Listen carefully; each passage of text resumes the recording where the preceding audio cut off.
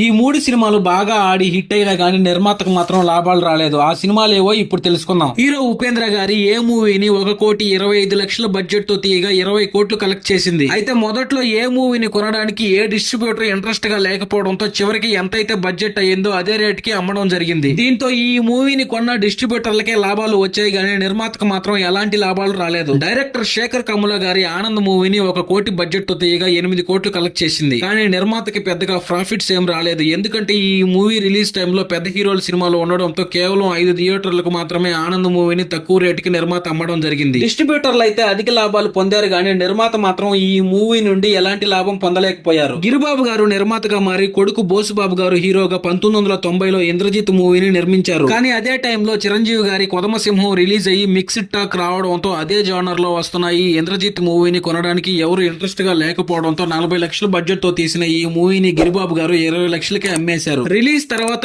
ఈ మూవీ బాగా ఆడి డిస్ట్రిబ్యూటర్లకి బాగా లాభాలు తెచ్చిపెట్టాయి కానీ నిర్మాతకు మాత్రం నష్టాలే మిగిల్చింది.